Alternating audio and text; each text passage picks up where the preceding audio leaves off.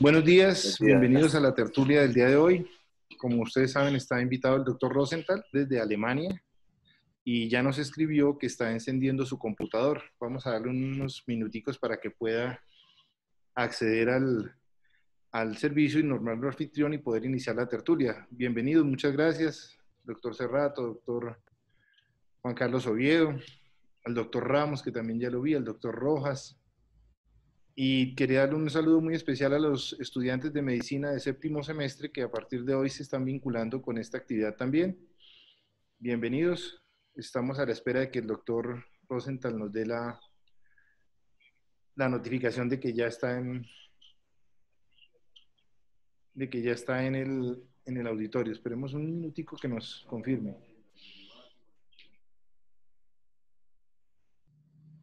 Bien, buenos días. El doctor Cerrato, profe, buenos días. Hola Juan Carlos, buenos días. Aquí me acompaña el doctor Andrés González, ya conocido por ustedes, exalumno nuestro, quien tuvo la rotación con el doctor Rosenthal. Y mientras que él llega, pues yo quisiera hacer algunas preguntas a Andrés, cómo fue la experiencia, cómo hizo para llegar, en qué ciudad estuvo. Mientras que el doctor Rosenthal llega como pues para ir ambientando la reunión. Sí, bro. No, yo siempre he tenido una duda y aprovechando que aquí hay varios egresados, quisiera saber quiénes, al menos del hospital o de los que están conectados, tuvieron la oportunidad de visitarlo al doctor en Bad Homburg. Yo siempre he querido saber eso. Por lo menos yo estoy enterado que el doctor Javier Patiño estuvo algunos días allí, pero no sé si el doctor Juan Carlos Ramos tuvo la oportunidad de visitarlo. Siempre tuve esa duda. Bueno, con respecto a la pregunta que me decía el doctor Luque y el comentario que hacía el doctor Gabriel Vargas, pues como ustedes todos saben, yo soy un neurocirujano bastante joven, que tengo poco tiempo de haber egresado, 3 años y medio, ya para 4, y yo creo que el factor diferencial más importante que yo aprendí con el doctor Rosenthal fue a realizar el diagnóstico de las hernias torácicas. A mí no me gusta ni mentir ni exagerar, ¿no? Yo diagnostico más o menos hernias de disco torácicas una al mes, no tantas como el doctor Rosenthal, pero sí más de lo habitual. Y en estos 3 años y medio yo tengo 5 casos operados de hernia de disco torácica y sé que es un poco más de lo convencional, pero sin sobreindicar y sin exagerar, yo creo que el factor diferencial ha sido eh, el abordaje diagnóstico.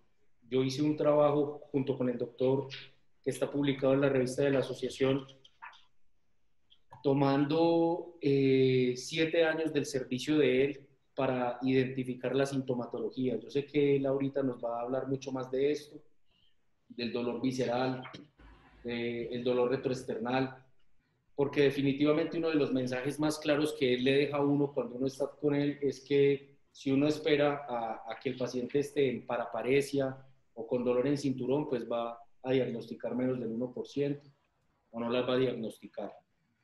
Y otro ejercicio muy interesante que él hace con uno y le enseña es que hay hernias de disco torácicas que si usted extrapolara esa misma imagen a la columna cervical C5, C6 y preguntara a 10 neurocirujanos, ninguno tendría duda en operar. Y definitivamente el factor que más influye es la familiaridad con el abordaje, ¿no? Sí.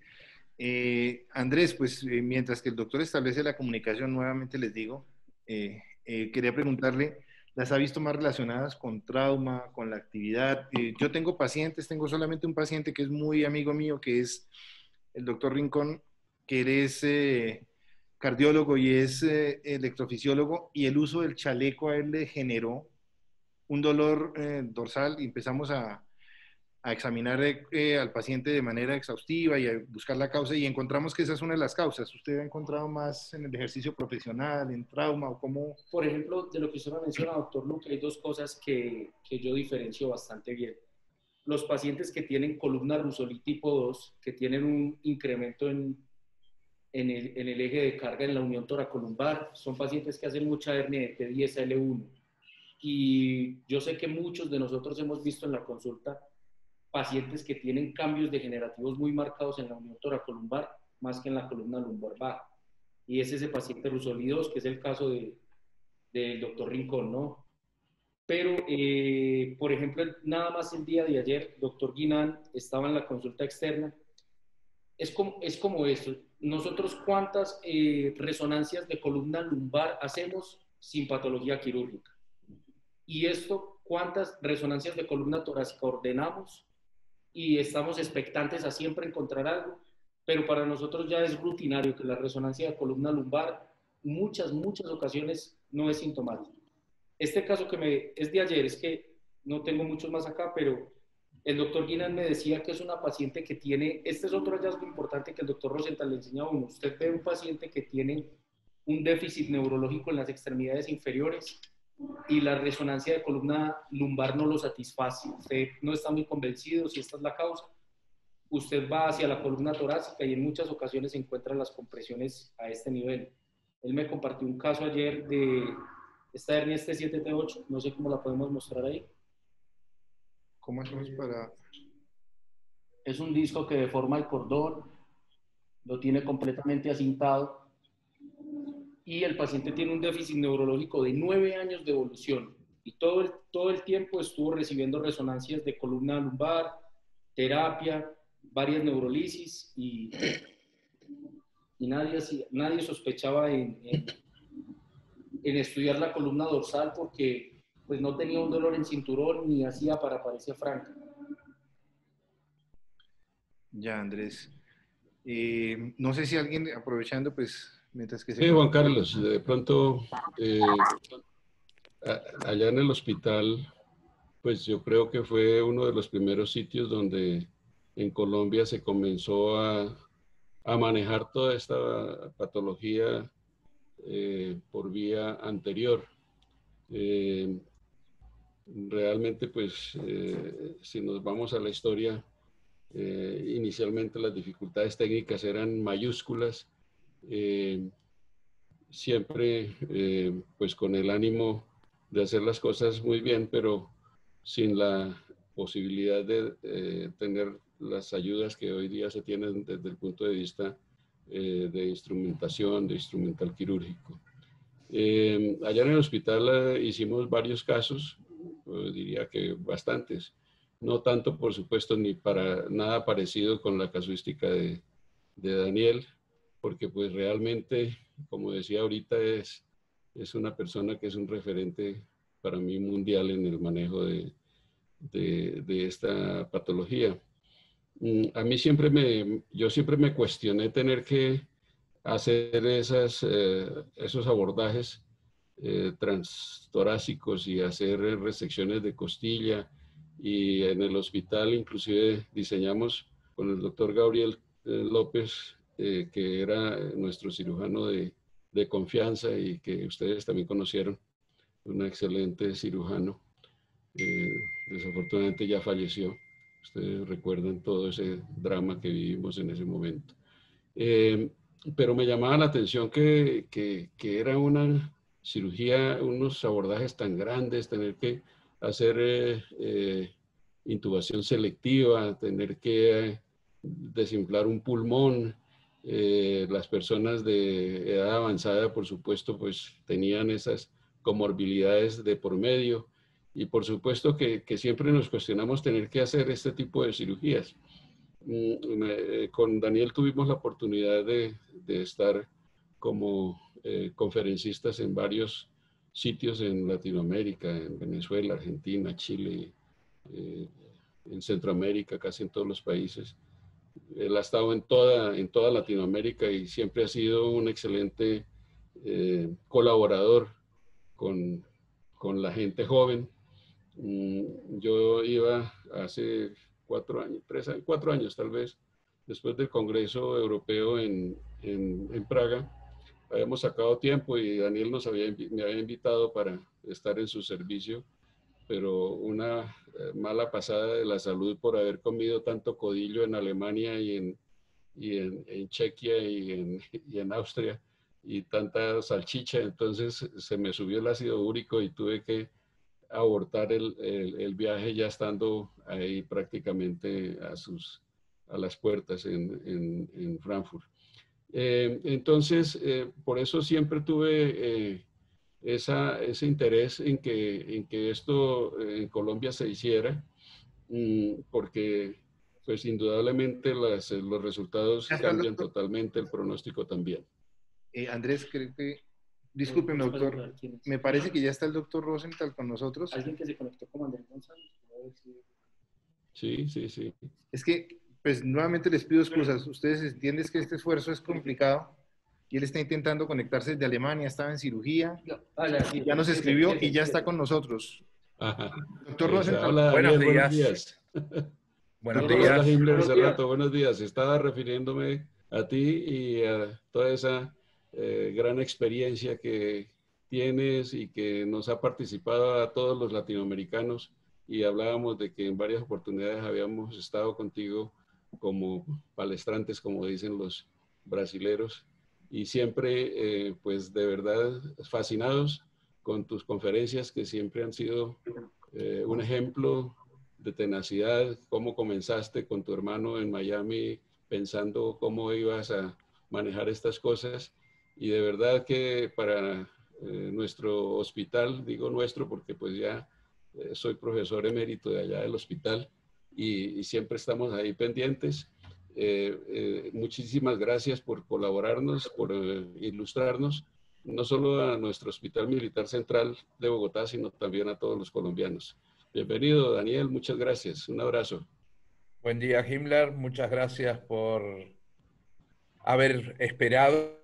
Lamentablemente, el hombre propone, pero Dios dispone. Y me pusieron una cirugía hoy temprano, pero el colega que estaba antes que yo tuvo un problemita, con lo cual se pospuso todo y yo llegué con lo justo y aquí me tienen un par de minutos atrasados. doctor, Primero de todos, Andrés, buenos días. Gracias Hola, por... ¿cómo está? Buenos días. Gracias a usted. Buenos días. Gracias por todo el esfuerzo. Himmler, a ti también. Y creo que no vamos a perder más tiempo. Voy a ir directamente, como decimos en Argentina, a los bifes. Eh, el tema que me han pedido es un tema para mí totalmente nuevo y extraño. Es algo que hago nada más que desde hace 30 años y es el tratamiento de las hernias de disco torácicas. Voy a empezar entonces compartiendo pantalla, así pueden seguir mi presentación.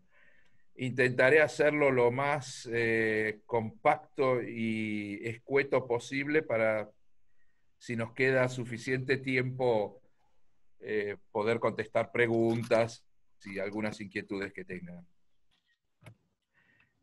Sobre todo quiero agradecer la ayuda de mis colaboradores, Gert Bordon, Inge Preisel y Roque Fernández, y en parte también hay algunas cosas que Andrés ha trabajado con nosotros y están dentro de esta presentación, así que también va mi agradecimiento a Andrés.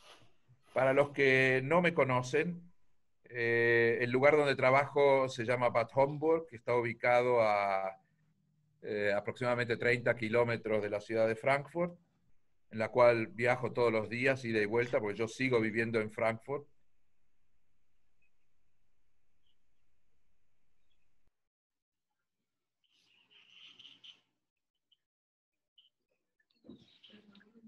no, se le cayó fue la... En un hospital regional de 500 camas, donde tenemos prácticamente todas las especialidades, a excepción de cirugía cardiovascular. Perdón, cirugía cardíaca, vascular tenemos. Vamos a empezar un poco con la historia y les voy a ir dando un poco de información, porque todo el mundo se piensa, y ustedes van a leer, que las hernias de discos torácicas son muy raras, que aparecen aproximadamente 1 en 1.000.000, y esto se ha repetido desde los años 60 sistemáticamente, de la primer publicación que apareció de un neurólogo rumano, que era Constantin Arseni, y el radiólogo, que era el doctor Nash. Esa publicación se hizo en base a 23 pacientes, en base a la estadística que tenía la clínica del doctor Arseni, y el diagnóstico se hacía con mielografía del lipiodol y el análisis clínico. Como se pueden imaginar, desde los años 60, la medicina, en especial el diagnóstico, ha evolucionado un poco. Se cambió de la mielografía con lipiodol a mielografía con sustancias hidrosolubles. Después pasamos a la tomografía, después pasamos a la tomografía con mielografía, y hoy en día estamos hablando de resonancia. Y ya en el año 98, e incluso antes, van a ver en algunos otros papers, la cirugía del tórax, en especial las estenosis torácicas en Japón, que son muy comunes, en ese momento ya estaban reportando con diagnósticos basados en mielotomografía en un 9% de incidencia. Si seguimos y vemos lo que hay publicado en la literatura, Rick Fessler, 3 años antes, publica una incidencia que debe oscilar entre el 7 y el 15%. E incluso en el año 95, un estudio de Kirkham Wood, que fue publicado en el Journal of Bone and Joint Surgery, demuestra que en pacientes que fueron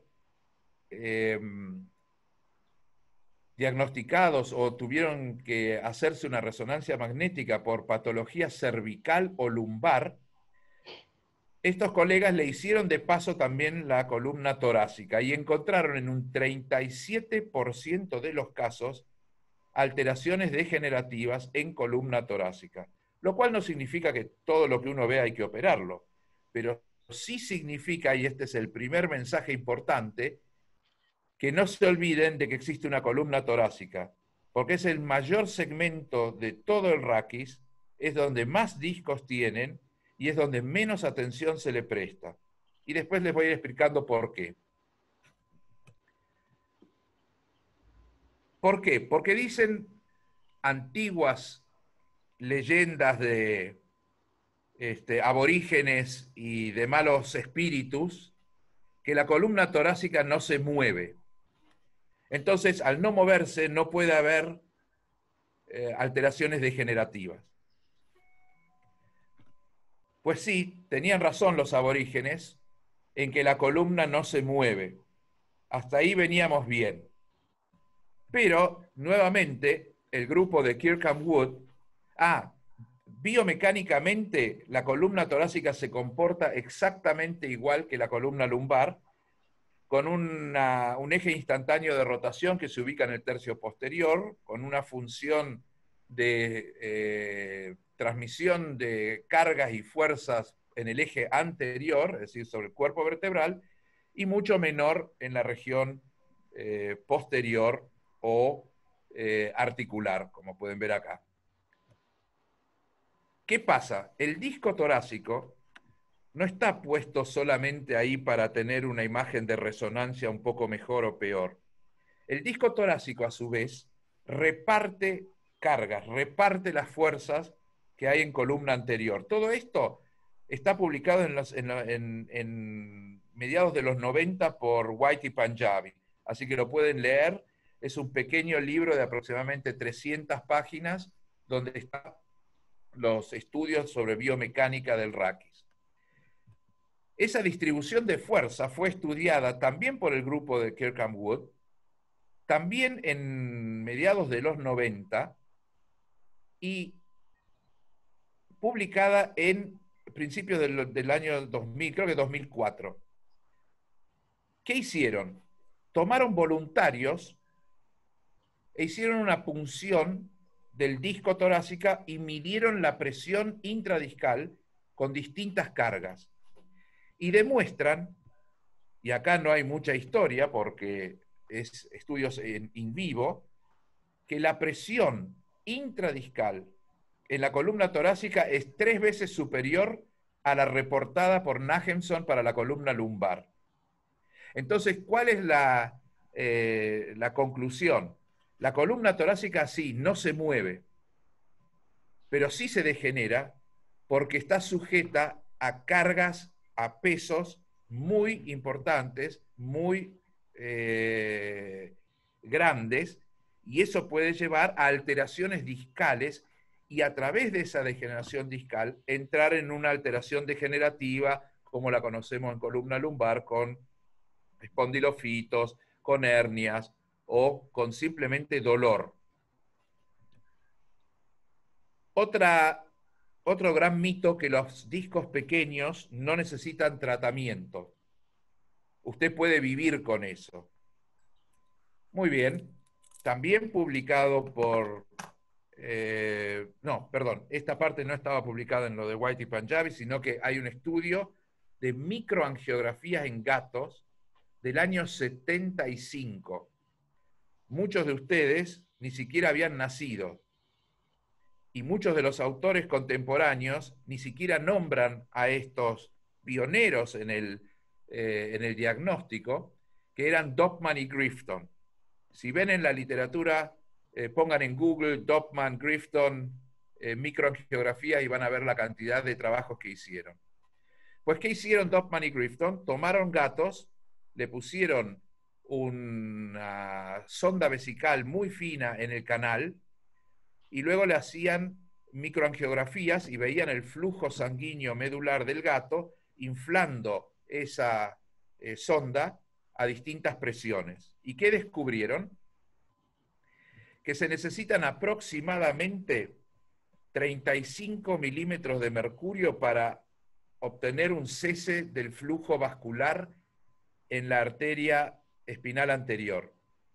Es decir, que todas las alteraciones que van a encontrar en discos o en columna torácica, que sean de tipo vascular, por lo general, no la esperen por la arteria espinal anterior, sino que se necesitan solamente 7 milímetros de mercurio para que cese el flujo sanguíneo en las colaterales de la espinal anterior.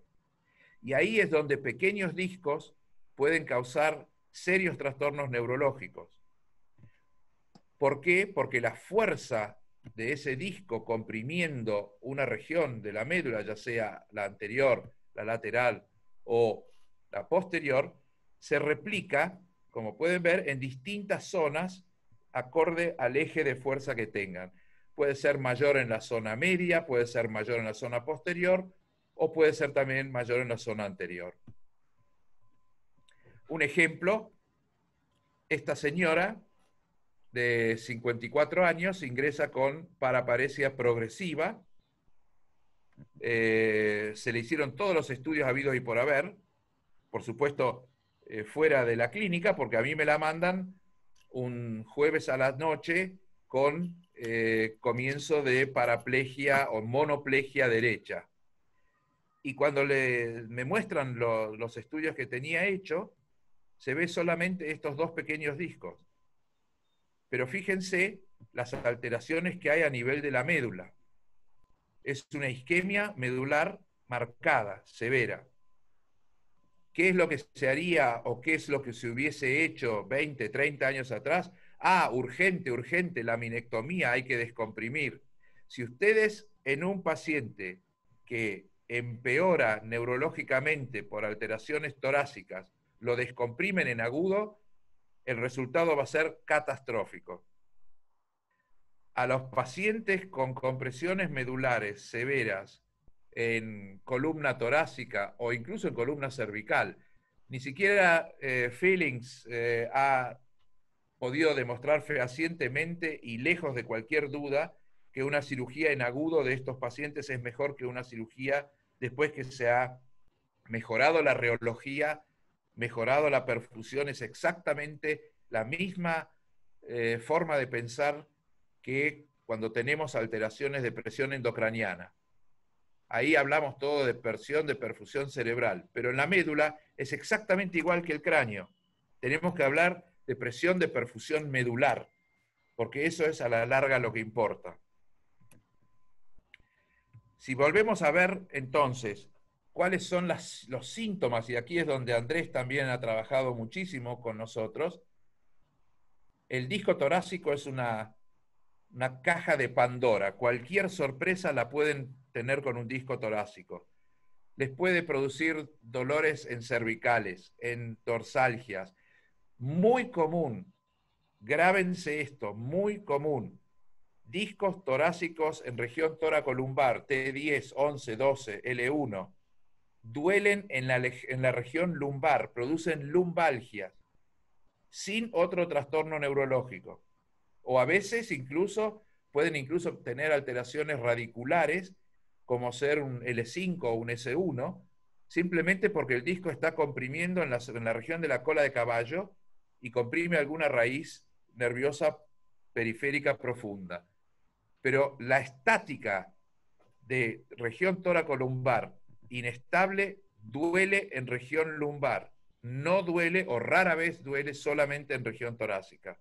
Y aquí pueden ver todo el listado de diagnósticos diferenciales. Desde la esclerosis múltiple, muy común también, los neurólogos nuestros diagnostican estos discos. Ah, no, lo que usted tiene es una esclerosis múltiple. Y dígame, ¿a usted alguna vez le hicieron una resonancia cuando estuvo internada? Porque no es que no están internados en neurología, se pasan semanas, le hacen punción lumbar, le hacen estudios de lo que quieran. No, nunca me hicieron. ¡Pum! Le hacen una resonancia y la esclerosis múltiple se transforma en un disco torácico.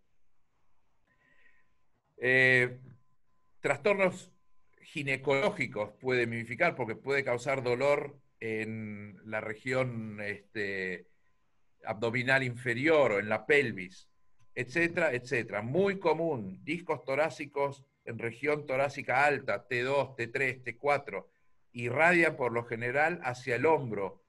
No sé por qué, no me pregunten por qué, pero con mucha más frecuencia hacia la región de miembro superior izquierdo que derecho, y estos pacientes, mi paciente estrella, tuvo 6 cateterismos cardíacos normales, hasta que a alguno se le ocurrió hacerle una resonancia magnética que no era normal y tenía un disco T3, T4 a predominio izquierdo.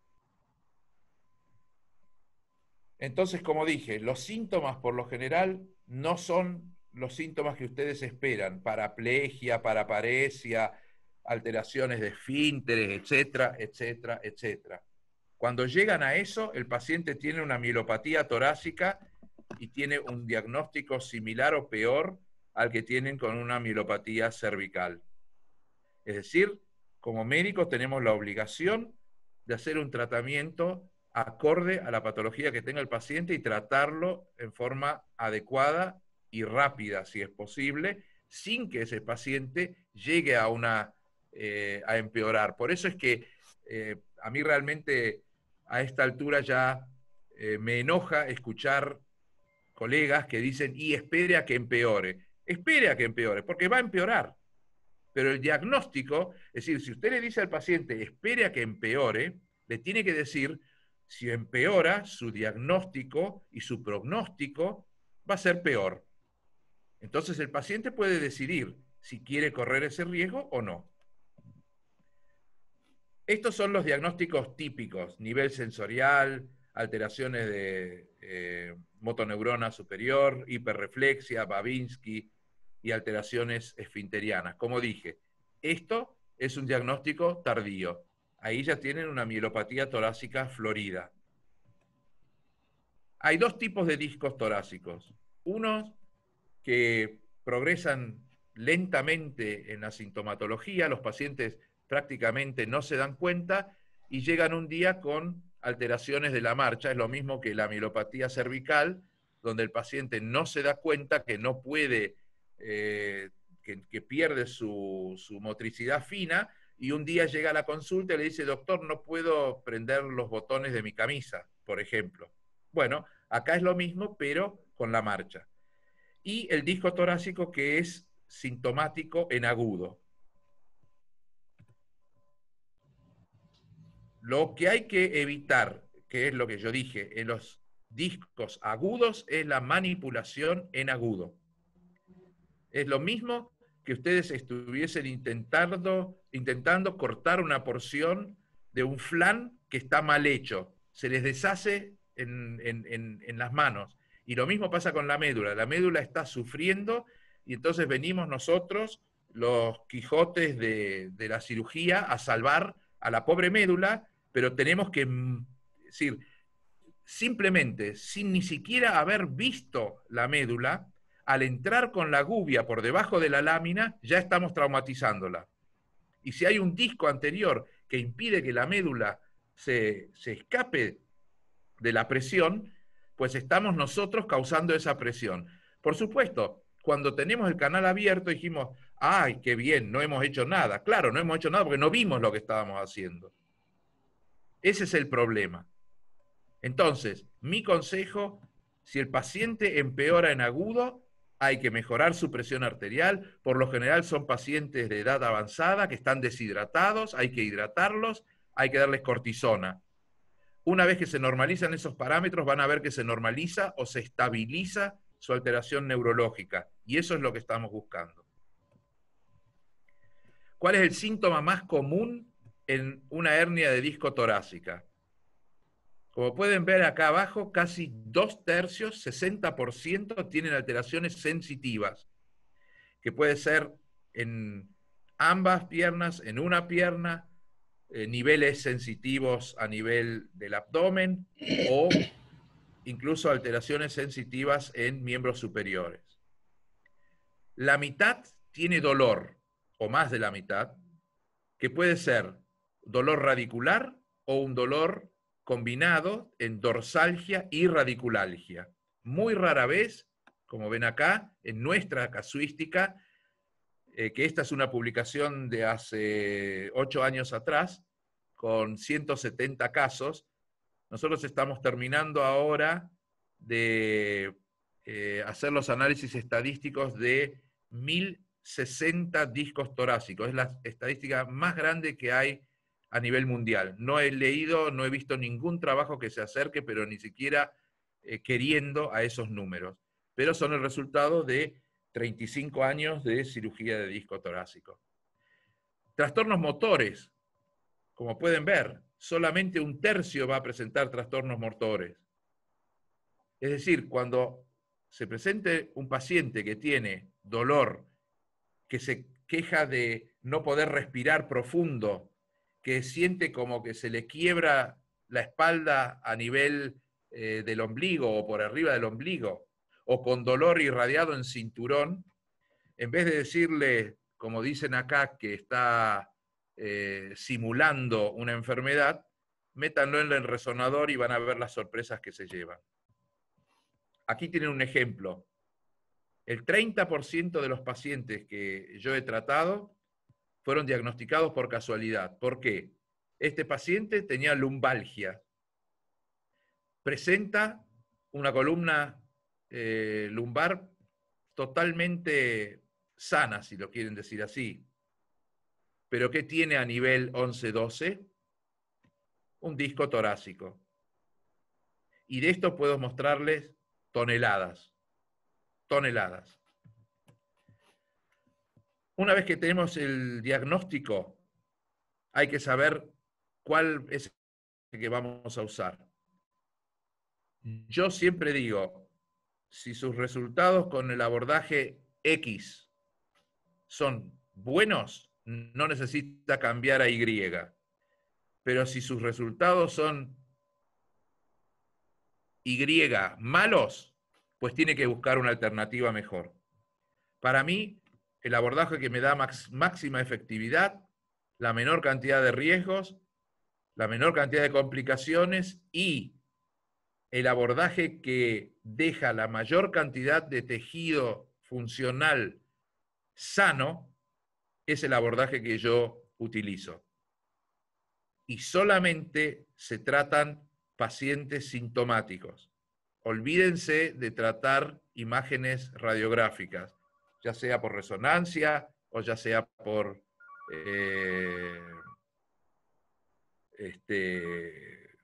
por tomografía computada. Olvídense de eso. ¿Cómo los tratamos nosotros? Esta es la técnica que, bueno, la describí en los 90 y estoy utilizándola desde los 90, perfeccionándola cada día un poco más, un poco menos. El paciente está en decúbito lateral, ya sea izquierdo o derecho. Por lo general, diría que el 80% de mis abordajes son por vía derecha. Columna torácica del lado izquierdo, entre T2 y T4 pueden abordar por izquierda. Luego viene el callado aórtico. Entre T4 y T8 la aorta prácticamente cubre la cabeza de la costilla, con lo cual nos bloquea la entrada al canal. Y de T8 hacia abajo, prefiero usar el abordaje izquierdo, sobre todo en columna toracolumbar, porque me es más fácil retraer el riñón y el vaso que sacar el hígado de camino. Intraoperatoriamente no se ve ni hígado, ni riñón, ni vaso, sino que solamente la cúpula diafragmática. Pero se nota la diferencia de fuerza que uno necesita para empujar el hígado distalmente o empujar un riñón o el vaso. Vamos a poner entonces trocares, como ven aquí. Y una vez que los trocares están en posición, estas son imágenes viejas, ya van a ver imágenes nuevas, comenzamos a trabajar mirando al monitor. ¿Cuáles son los pasos a seguir? Los pasos quirúrgicos son siempre los mismos y no hay mucha diferencia con respecto a cirugía a cielo abierto. Se reseca la cabeza de la costilla. Una vez que hemos resecado la cabeza de la costilla, tenemos abierto el foramen, removemos parte del pedículo y luego nos vamos anteriormente, que lo voy a mostrar en un video, a hacer un defecto por el cual después empujamos ese disco fuera del canal espinal. Nunca trabajamos hacia la médula, sino que siempre de la médula hacia el defecto que hemos creado anteriormente o ventralmente. Y lo pueden ver acá en la imagen final, donde ven el saco dural totalmente descomprimido. Aquí ven el disco todavía comprimiendo el saco dural. Y aquí el último pedazo de disco que se está removiendo. Este es el setup que tenemos hoy en día en la clínica. Monitores por todos lados, se puede ver lo que quieran y lo que no quieren también. Un ejemplo que se los voy a mostrar ahora en vivo en cirugía es este disco blando, que espero que funcione. Si funciona. Ahí ven el tórax por vía anterior.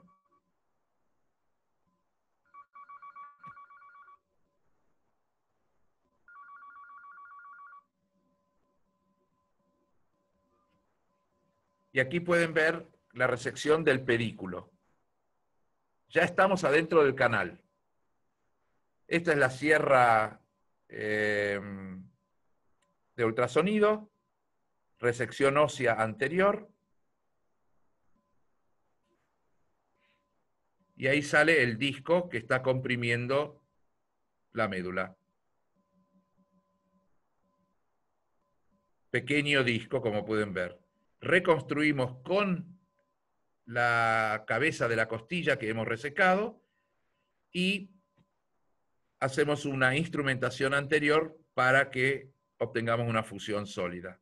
También por vía endoscópica. Eso es exactamente lo que hice hoy. Esta cirugía, hace 30 años atrás, prácticamente, en el 92, cuando hice mi primer disco, me llevó 12 horas. sin tornillos, solamente resecar el disco. Por supuesto, nadie sabía nada. Hoy en día, la cirugía, empecé a la 1 y la terminé a las 2 menos cuarto. Esta cirugía de disco torácico, blando, simple, tarda exactamente igual que una cirugía por vía posterior de disco lumbar, un secuestro lumbar L4, L5 o L5, S1. Aquí pueden ver el control postoperatorio.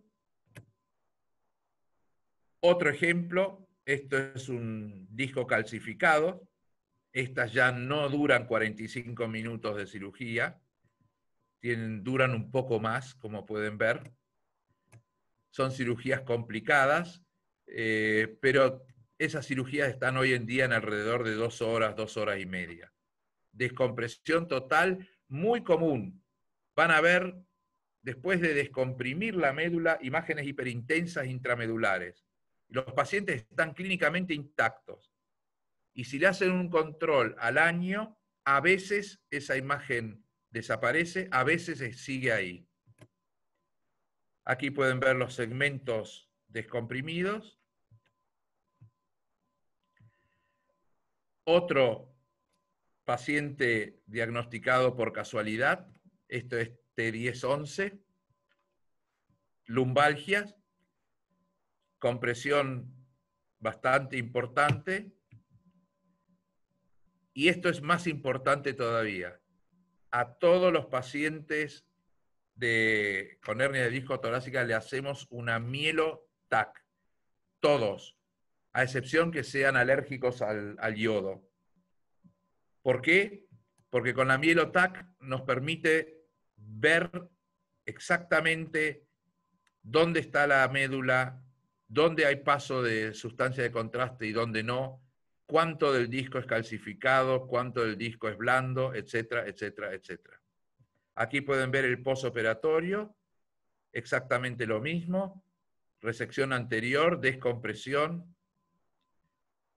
Esto es uno de los casos donde no hice un abordaje posterior. Como dije, el abordaje que para el paciente sea lo mejor.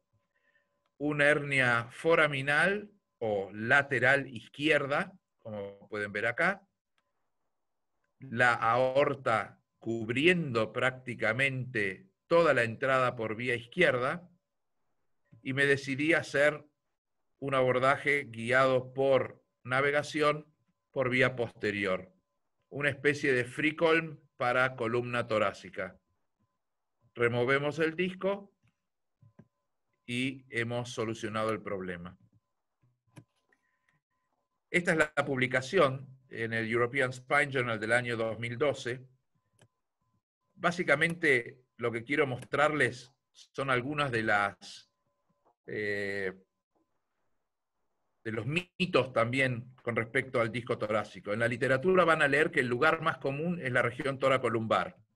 Pues bien, el lugar más común en nuestra casuística sigue siendo el ápex de la quifosis. Entre T6 y T9 se ubica prácticamente 2/3 de los discos que nosotros hemos tratado en este grupo, muy pocos en región torácica alta y un poco menos que en región torácica media, en la región toracolumbar. ¿Qué pronóstico tienen con respecto al dolor? Estamos en condiciones hoy en día de asegurarle al paciente que con este tratamiento mejora por lo menos en un 50% el dolor que está sufriendo. Por lo menos. Si comparamos a 1 y 2 años, los resultados que se obtienen al año quedan como resultados definitivos. No esperen a los 2 años tener alguna mejoría con respecto al dolor. Pero en su gran mayoría son excelentes y buenos. ¿Qué significa eso? Que los pacientes están libres de dolor o un dolor que equivale aproximadamente al 10% en la escala visual analógica, que es lo que tenían preoperatorio. Lo mismo ocurre con síntomas motores. Mejoran, no todos, pero mejoran, y algunos mejoran marcadamente. sobre todo los pacientes con mielopatía y discos blandos. Cuando se remueve, cuando se reseca el disco, el paciente mejora marcadamente su marcha. Exactamente lo mismo con respecto a los resultados. Al año es el límite en el cual uno puede esperar mejoría de algún tipo. Complicaciones. 0 de letalidad en este grupo, y en todos los pacientes que he tratado no hemos perdido un solo paciente por causas quirúrgicas. Lo más común es esperar una neuralgia intercostal que va a durar aproximadamente 2 o 3 semanas y mejora con pregabalina. Alteraciones pulmonares, en este caso tuvimos 2 atelectasias, me parece que eran, y 13 efusiones pulmonares. Solamente una tuvimos que reoperar para sacar la efusión, la pleuritis. Compresiones o descompresiones incompletas. Al tener el paciente en decúbito lateral, la anatomía es distinta y hay que ponerse en la cabeza más o menos dónde puede estar el disco. Esa es la gimnasia más complicada de la endoscopía. Una vez que uno tiene más o menos la orientación y sabe dónde está parado, lo único que tiene que hacer es ampliar la resección para no tener resecciones incompletas. Esto era al comienzo del grupo de estos pacientes. Déficits motores, hemos tenido 2 con paraplegias. Neurología prácticamente con una paraparesia grado 2 ingresaron, pacientes de edad avanzada y con discos calcificados. Se les informó de los riesgos que corrían y quisieron correr el riesgo. Quedaron los 2 con una paraplegia, con lo cual remarco, esto es cirugía seria, pero muy superior a cualquier otra de las cirugías que obtienen hoy en día. ¿Por qué? Aquí pueden verlo. Si los comparamos con lo que hay publicado en la literatura, que hay muy poco publicado en comparación de complicaciones, esto era en el año 98, la publicación de Rick Fessler. Pueden ver que en ese momento la técnica con menores complicaciones era la toracotomía. Hoy en día, no sé si se puede apreciar, a mí lo tengo ahí, ahora sí se puede ver.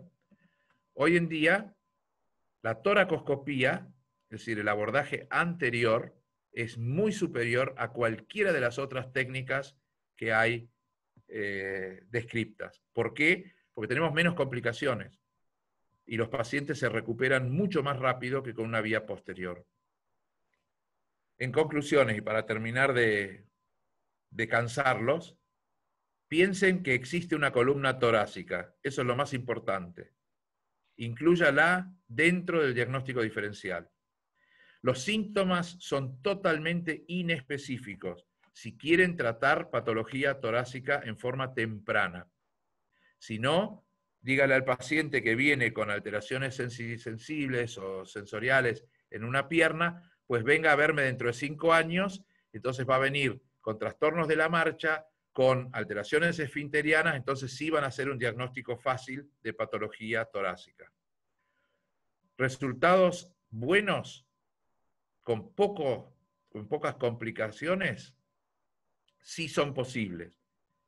Es decir, la razón por la cual en los últimos 50 años se le decía a los pacientes, venga cuando empeore, era que las chances de salir parapléjico de una cirugía por vía posterior, tratando patología localizada en vía anterior, eran del 50%. Hoy, acorde a las estadísticas que les acabo de mostrar, nosotros estamos con chances de alteraciones neurológicas en el orden del 0,3%. Y, por supuesto, abordajes anteriores son, para mí, la prioridad número 1, a no ser que, como les mostré, anatómicamente no pueda llevarse a cabo. Muchas gracias por la atención y pido nuevamente disculpas por haber llegado tarde. Espero que los moderadores los hayan entretenido. ¿Preguntas? Doctor Rosenthal, muchas gracias. Se encuentra hablando con Juan Carlos Luque del Hospital Militar, quien coordinó la charla en compañía de su alumno, el doctor Andrés González. Por supuesto que hay muchas preguntas en el auditorio, vamos a empezar a manejarlas. Le quiero agradecer su tiempo, su generosidad con nosotros y especialmente por darnos este panorama tan espectacular que muchas veces pasamos desapercibidos por ignorar esa parte de la columna. El doctor Cerrato, también mi profesor, yo sé que lo quiere saludar y le voy a dar el cambio al doctor Cerrato mientras empiezo a leer las posibles preguntas, doctor Rosenthal. Muchas gracias. Gracias, Juan Carlos, por una vez más invitarnos a esta, como se le colocó, tertulia neuroquirúrgica, porque queremos siempre pensar que esta es una reunión de amigos, de alumnos, de exalumnos, de colegas. Pero yo te diría, Himmler, que más que tertulia, esto es un desayuno temprano neuroquirúrgico. Cierto, Daniel, cierto. Para ustedes, por lo menos, para mí no. Para ustedes allá el almuercito. Sí, sí. Sí, sí. No, de verdad, una vez más sorprendido, pues que cada vez que nos muestras innovaciones y el perfeccionamiento de tu técnica y que todo esto se refleja pues en los resultados. Finalmente, y antes de que tú llegaras, estábamos haciendo un poco de introducción hablando de tu experiencia y que eres un referente mundial y la persona con más amplia experiencia en el mundo en este tipo de procedimientos. Sí, pero tú acuérdate de mi definición de experiencia. Experiencia es el que ha cometido la mayor cantidad de errores. No, en el caso tuyo no. Daniel, no, pues quería hacer de pronto tres preguntitas. Y sí, más que todo, pues aquí hay muchas personas que están en entrenamiento, residentes también, todo sí, el servicio de neurocirugía pendiente de tu conferencia. Yo siempre tuve una dificultad técnica, porque pues aquí no contamos con las posibilidades que hay en Estados Unidos, en Europa. Con respecto a la ubicación del nivel por vía anterior, yo sé que pues, la experiencia es la que finalmente le da a uno la oportunidad de llegar con facilidad a un sitio donde generalmente no se encuentran a veces ni siquiera rastros de dónde puede uno llegar y cometer el error de que se pueda ir a un espacio superior o un espacio inferior que pues obviamente conlleva a un desastre y a una pérdida de la cirugía y a una gran cantidad de morbilidades que son innecesarias. Eso sí, por un lado. Por otro lado, quería hacer énfasis en la parte de del diagnóstico diferencial, porque a mí me llegaron varios casos que equivocadamente se operaron los pacientes. Tengo 5 casos específicamente demostrados en que ya fueron operados previamente por otras patologías, generalmente de la columna lumbar, porque sí, coexisten, sobre todo en personas de edad avanzada, pacientes sí, con canal estrecho, con espondilolisis, con espondilolistesis, sí, sintomáticos, pero que desafortunadamente, pues muchos de ellos llegan a neurología, o muchos de ellos acá en Colombia pasan primero por ortopedia y ortopedia lo manda al cirujano de columna y una vez encontrada la patología y una vez la van operando pero sin examinar el paciente y sin ver que predominantemente su sintomatología y signología era de tipo de compromiso de la neurona motora superior, cuando eran pacientes que obviamente tenían compromiso de neurona motora inferior con síntomas que a veces coinciden o no coinciden, sino que se simulan. Tuve un caso especial en que hubo una paciente que nunca se me olvidará porque estuvo manejada durante muchos años por neurología con diferentes tipos de medicamentos y la tenían como un síndrome convulsivo. manejándola con Tegretol, con carbamazepina. Resulta que esta paciente, como tú decías, no se le había hecho nunca un estudio de columna y alguien, porque le encontró una dorsalgia, le dio por hacerle una radiografía de columna torácica y se encontró que habían osteofitos, le hicieron una resonancia y la paciente lo que se confundía como un síndrome convulsivo tardío, lo que presentaba era, por supuesto, efectos de Alteraciones movimientos de anormales esfínteres. secundarios a la mielopatía que ya presentaba. Entonces, pues es muy interesante porque estuve muy atento con respecto a la sintomatología que nos mostrabas a los diferentes Bueno, síntomas y signos. tienes un especialista ahí, Himmler, lo tienes que llamar nomás, porque Andrés, el trabajo que él hizo fue recopilar sintomatología. Andrés, ¿cuántos casos eran? ¿80, 90? ¿Cuántos recopilaste? 162. Bien. Ah, en ese grupo de los 162. Sí, sí, señor. Eran los documentos que tenía junto con el doctor Roth. Ok, Todos los revisamos. bueno, entonces ahí los tiene Himmler. Bueno, perfecto. Sí, allá casualmente estábamos haciendo un recorderis de cómo inicialmente pues nos tocaba entrar cuando no existía el Midas ni estas fresas de altísima velocidad. Yo el primer caso que hice por allá en el año 85, 86, me tocó hacerlo con una de las fresas que usaban los odontólogos, con eso que era casi que de pedal, ¿no? No recuerdo cómo es el nombre de eso, pero bueno, era el deseo de hacer las cosas y por supuesto gasté más de 12 horas en Un esa torno, cirugía allá en el hospital. ¿Cómo? un torno. Sí, como un torno, exactamente. Y lo otro es tus comentarios con respecto a esto que veo yo que en Estados Unidos hacen con mucha frecuencia, que son esos abordajes tubulares para este tipo de patología. Entonces, básicamente esos eran mis tres interrogantes, Daniel, gracias. Bueno, con respecto al nivel, en el video que mostré, probablemente pasó desapercibido, pero la forma en que nosotros marcamos el nivel es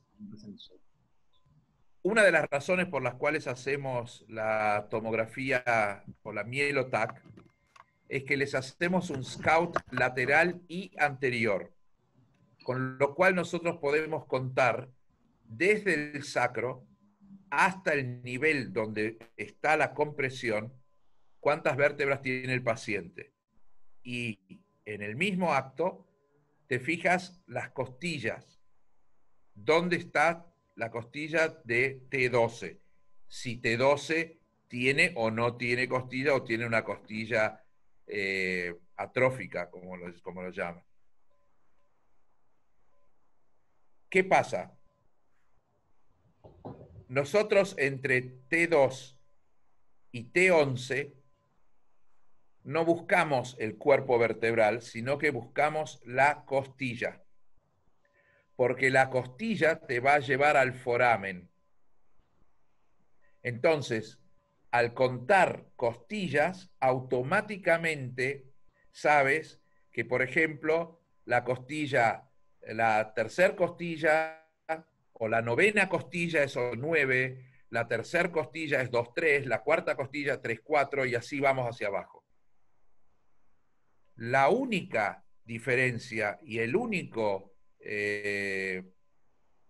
abordaje, digamos, complicado para el cirujano, no para contarlo, es T11-12, porque la 12ª costilla se articula en la mitad del cuerpo de la 12ª vértebra.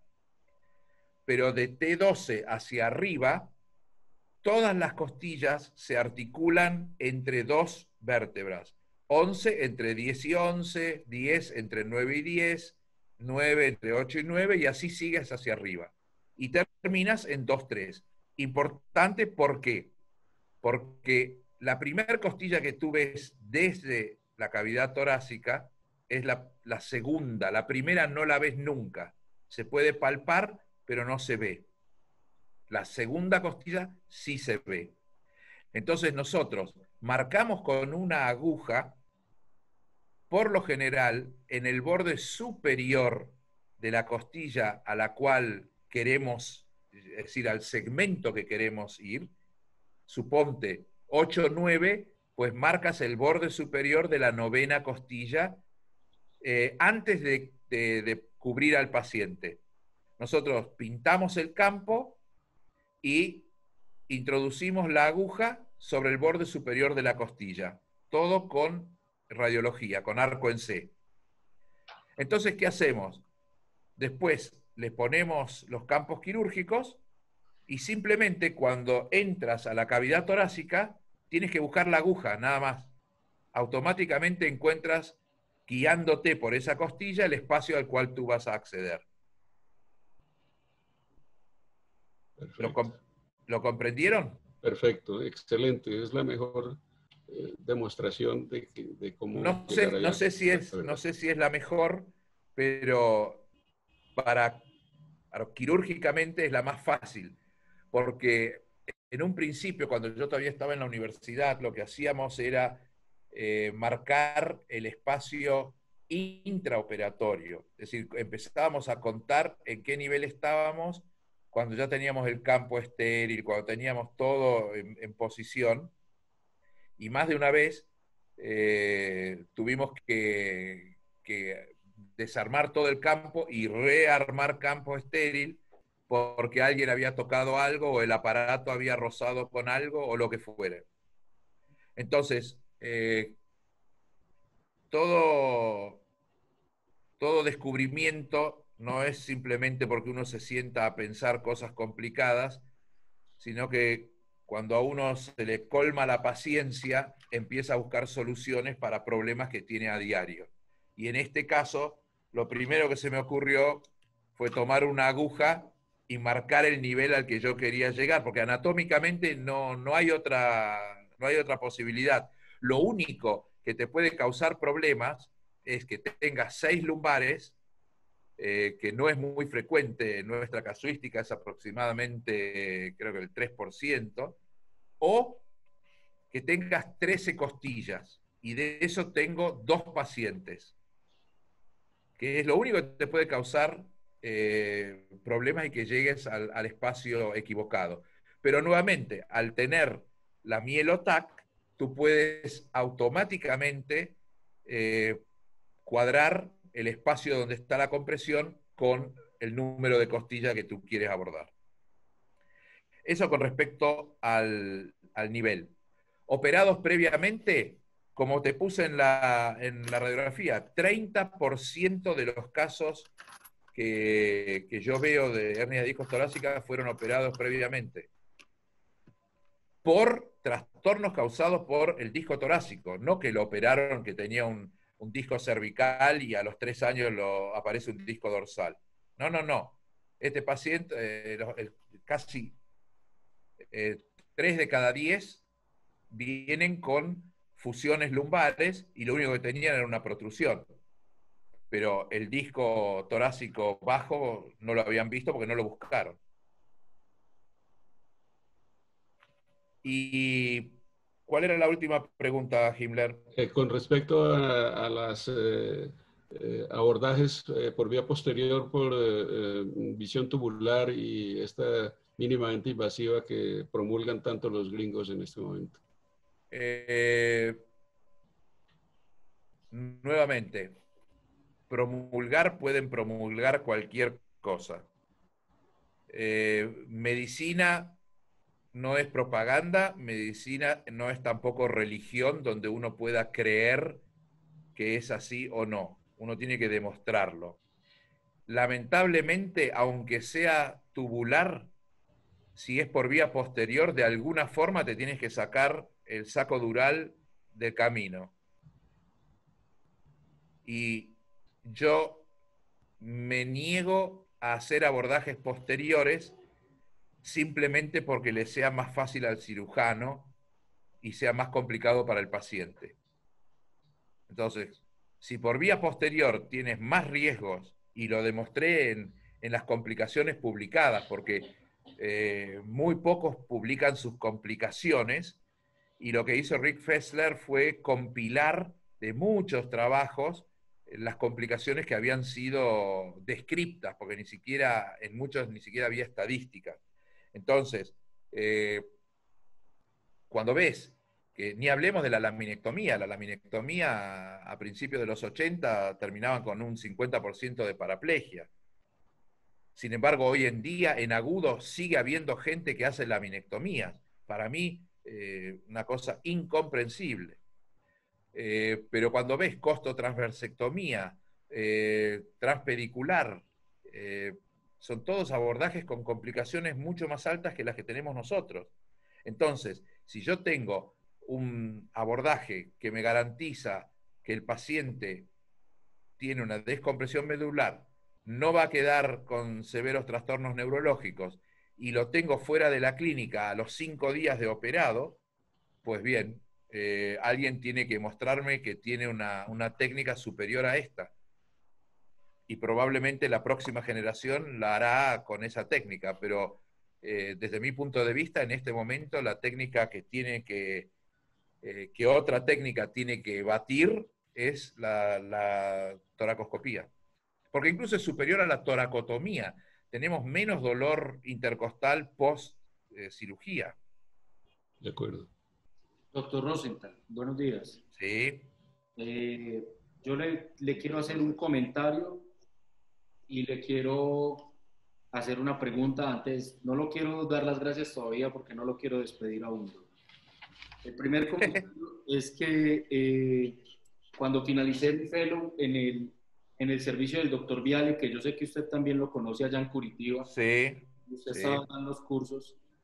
Mi última charla, la que me pidieron que hiciera, la hice de hernias de disco torácico, y me hicieron el siguiente comentario, la siguiente burla de que si yo me había dejado lavar el cerebro por usted, porque pues, yo transmitía todo.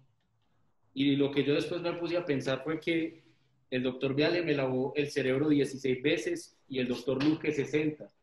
Y lo único que ha cambiado es la oportunidad que uno tuvo o no de quién le hiciera a uno una enseñanza o le demostrara un aprendizaje.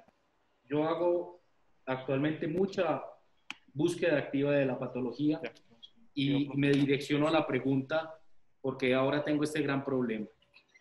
Hay un paciente, yo no sé si usted lo mencionaba, hay pacientes que son muy hipoquifóticos y muy hipolordóticos y tienen muchísimos discos enfermos y protruidos, incluso extrusos.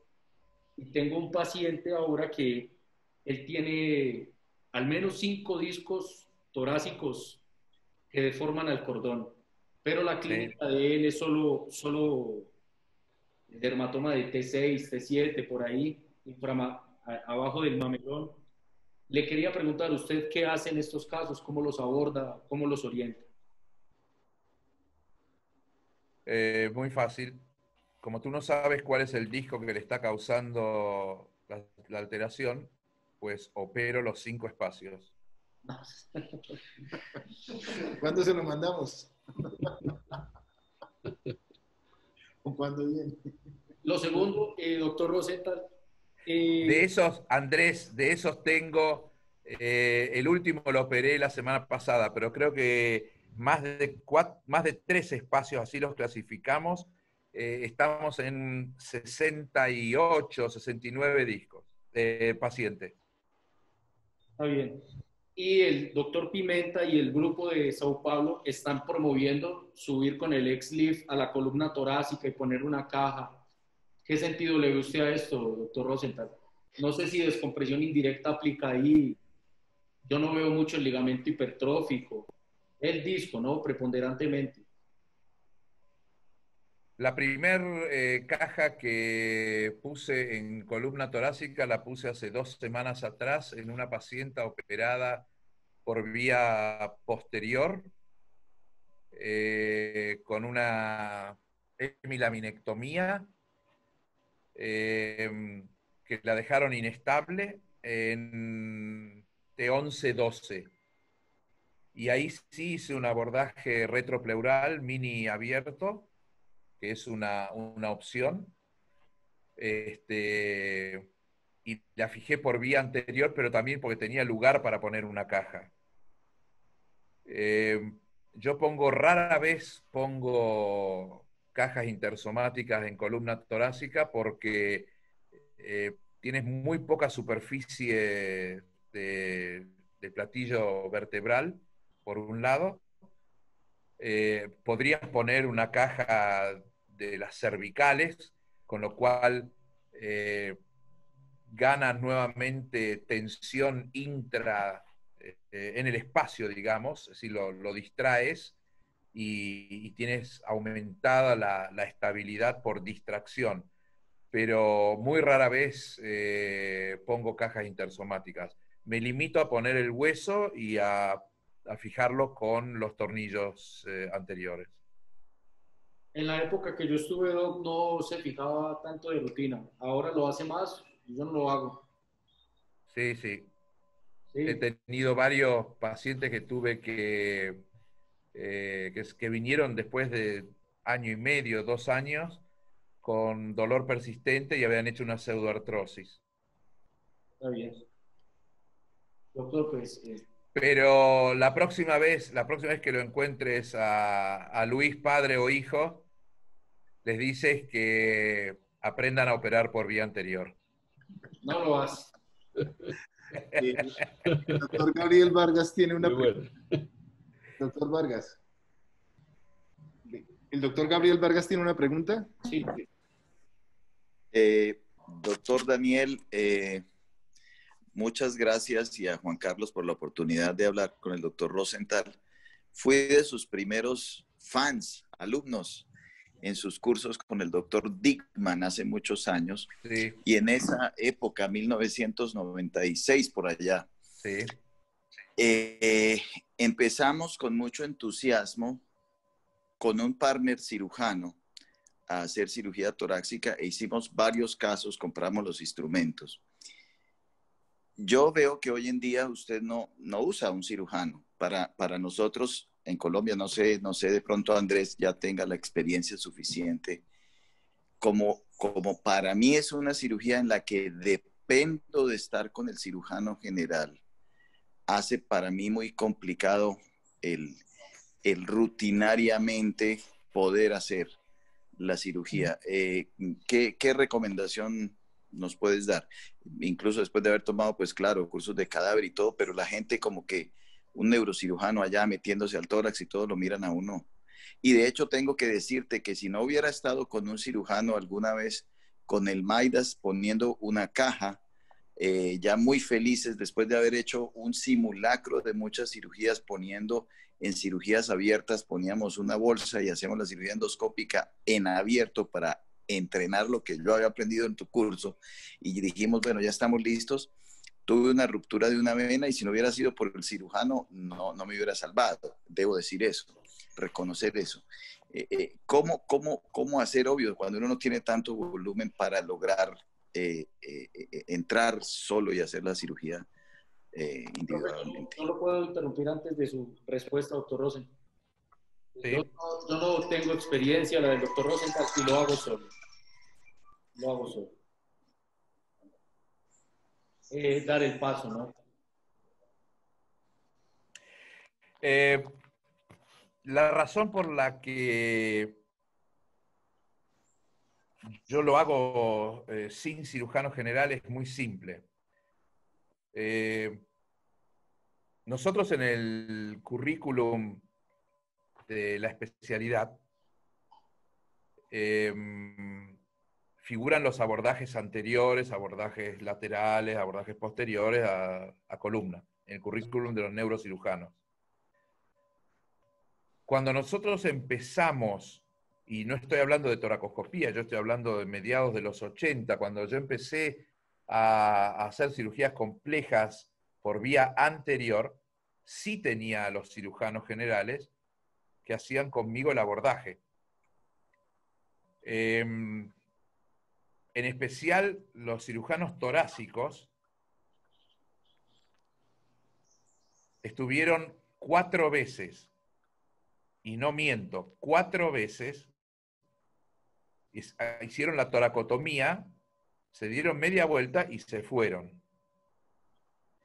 A la quinta vez, cuando yo les dije, vengan porque tengo un caso anterior, no, ¿para qué vamos a ir? Si ya has visto 4 toracotomías, las puedes hacer solo. Y desde ese día, yo estoy hablando más o menos, si no me equivoco, 88, empecé a hacer solo mis toracotomías. En realidad, el problema que tiene el neurocirujano es el síndrome de inferioridad. Nosotros creemos que somos muy exquisitos con el cerebro y con la médula, pero que los otros órganos para nosotros son tabú.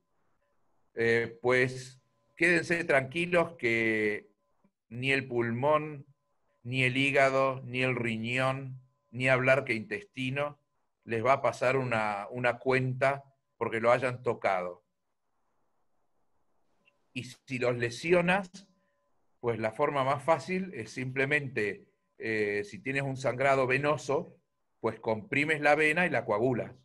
Es lo mismo que harías en cirugía a cielo abierto. Cuando vas por vía posterior y te topas con una vena que te sangra, cuando estás haciendo una fijación por vía posterior, que no son venas, son también las arterias segmentarias que salen, ¡pum!, chorros de sangre de profundidad, pues ahí tampoco gritas, ¡ah, cirujano general! Te las arreglas. Y lo mismo pasa con cirugía por vía anterior. Yo no tengo una sola complicación seria por abordaje. Bueno, ni hablar desde que tengo la toracoscopía. Pero una complicación que, digamos, le haya costado al paciente alteraciones severas, pulmonares o intestinales, y yo hago mis abordajes anteriores lumbares, toracolumbares y torácicos, todos. Porque el abordaje no es la cirugía empieza después de haber cortado piel y haber disecado músculo.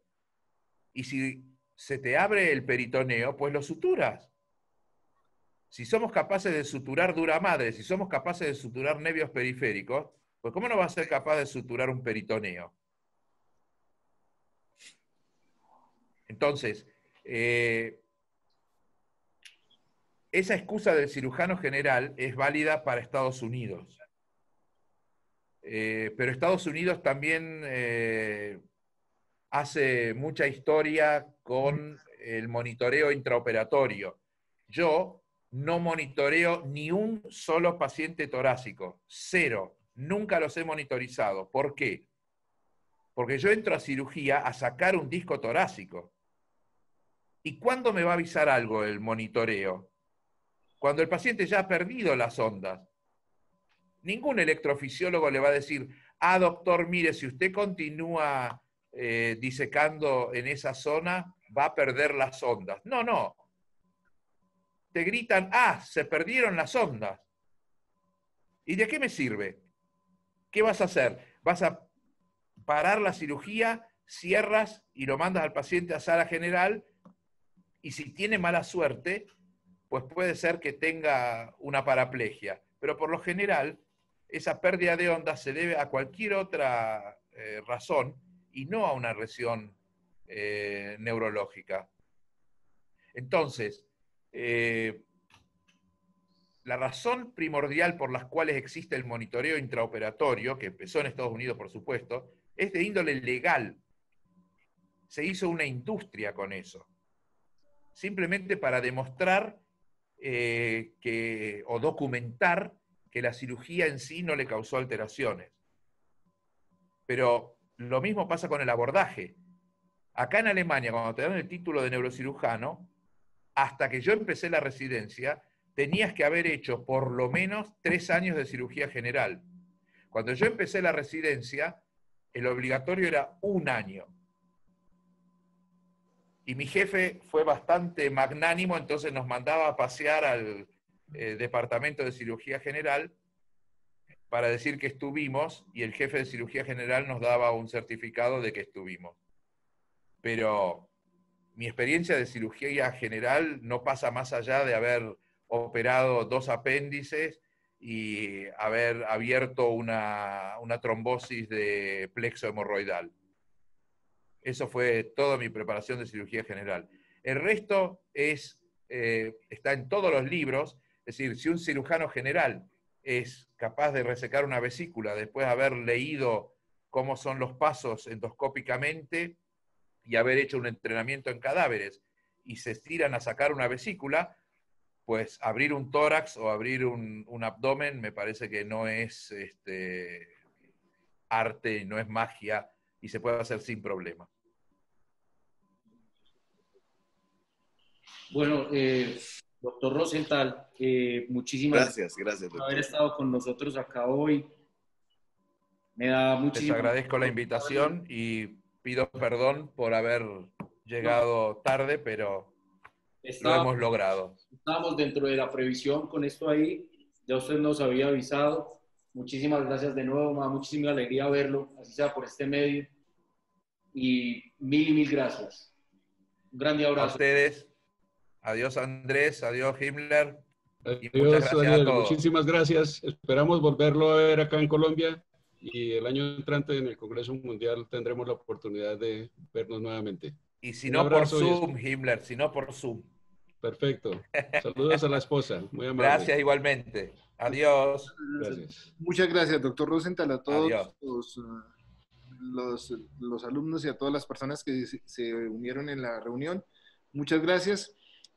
Pronto les hago llegar la próxima invitación para en 8 días. Voy a autoinvitarme y voy a hacer un recorrido de lo que significó para mí mi preparación como neurocirujano microvascular, como un aprendiz de la neurocirugía microvascular y contarles algo de los aneurismas cerebrales. Ya les haré llegar por el medio escrito la invitación. A los estudiantes de 7º semestre, gracias por estar presentes.